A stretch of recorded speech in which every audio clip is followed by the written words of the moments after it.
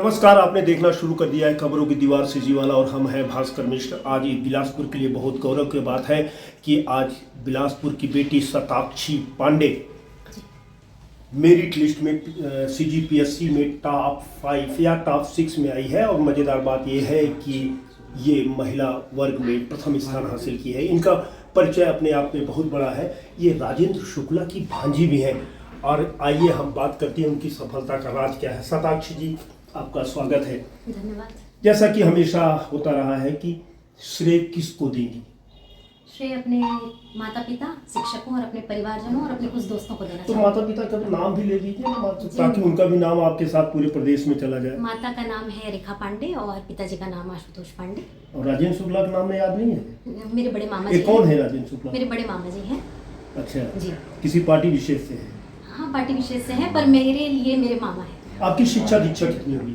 शिक्षा दीक्षा मैंने BE किया है, कंप्यूटर साइंस में BTech किया है। उसके बाद फिर मैंने MTech किया। उसके बाद फिर मैंने जॉब किया। जॉब से रिजाइन करने के जॉब बाद क्या है बताते चले। मैंने स्वामी आत्मानंद स्कूल में कंप्यूटर शिक्षक के पद पर 1 साल तक नौकरी की। फिर जब मुझे लगा कि नौकरी मुझे ठीक मुझे लगा कि मुझे यहाँ से रिजाइन करके अपने CGPSC की जर्नी पे ज़्यादा ध्यान देना चाहिए, तो मैंने वहाँ से त्याग पत्र देकर पूर्णतः CGPSC की तैयारी स्टार्ट की। और उससे पहले भी मैं CGPSC की ही तैयारी कर रही हूँ। ये कब महसूस हुआ कि आप CGPSC लायक हैं? लगातार 2 प्रीलिम्स में 1-2 नंबर से फेल होने के बाद मुझे रियलाइज़ हुआ कि मैं इसको कर सकती हूँ। और मुझे अपने स्किल्स पे पूरा भरोसा था कि जब भी मैं मेंस जिस साल लिखूंगी उस साल मैं पद पे ज़रूर अच्छा पद पर प्राप्त करूंगी। तो उस बार फिर मैंने सोचा कि अब मैं जॉब छोड़ के पूर्णतः CGPSC में अपना प्रिपरेशन देना चाहती हूँ। आत्मानंद छोड़ के आपने पूर्णतः तैयारी की है CGPSC की। आपको कौन सा पोस्ट मिल रहा है? फीमेल में फर्स्ट रैंक है, जहाँ तक मुझे लगता है कि अकाउंट ऑफिसर जो मेरी सेकंड चॉइस है, राज्य वित्त सेवा अधिकारी, उस पे मेरा चयन हो फर्स्ट जाए। चॉइस है? फर्स्ट चॉइस डिप्टी कलेक्टर, जैसा कि तो आप बड़ा जोर दे रही हैं अकाउंटेंसी पर, अकाउंट वित्त विभाग पर। आप डिप्टी कलेक्टर क्यों नहीं?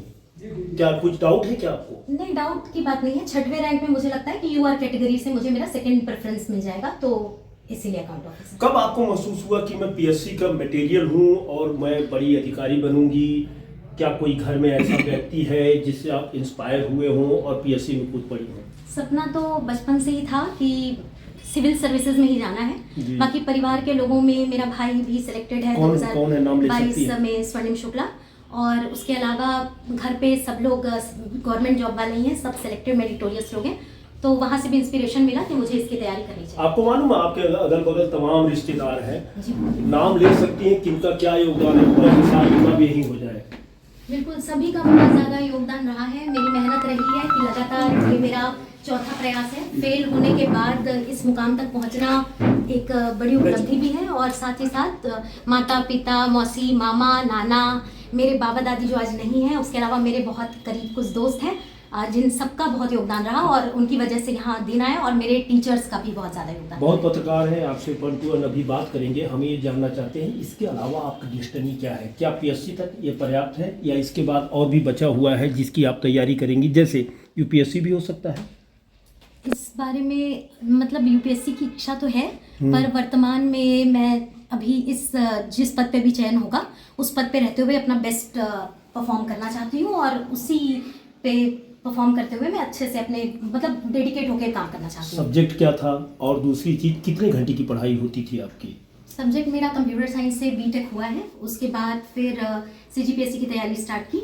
फिर जब मैंने जॉब छोड़ के पूर्णतः तैयारी की, तब फिर पूरे दिन घर पे ही रहती थी, ना लाइब्रेरी जाती थी, ना कहीं किसी भी जगह नहीं जाती थी। तो घर पे जो भी मेरा टाइम था वो मेरा ही टाइम होता था। और उस पूरे टाइम में मैं पढ़ती थी, और जब नहीं पढ़ती थी तो या तो खाने के लिए और सोने के लिए ब्रेक लेती थी। तो इसके अलावा जो भी टाइम था उसमें मैं पढ़ती ही थी। यानी 26 घंटे में 18 घंटे आपका पढ़ने में होता था? 24 घंटे में ऑन एन एवरेज 8 घंटा मान सकते हैं प्रोडक्टिव। क्या मैसेज देंगे और कैसे लगता है कि इस सफलता को हासिल करनी है शताक्षी ने? और शताक्षी का भाई, बड़ा भाई है शायद, राजेंद्र शुक्ला जी का लड़का है।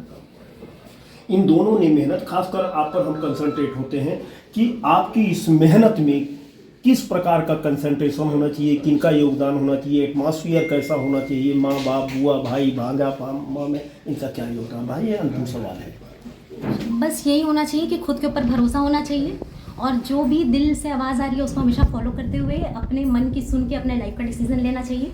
दूसरी चीज़ ये है कि कभी भी किसी चीज़ के पीछे बहुत ज़्यादा परेशान होने की ज़रूरत नहीं है, क्योंकि जब आप स्मूथली किसी चीज़ की लगन से तैयारी करते हैं तो मुझे लगता है कि वो चीज़ आपको मिल जाती है। यदि आप में लगन है और दृढ़ संकल्प है, सफलता जरूर मिलेगी, जैसे कि शताक्षी ने बताया।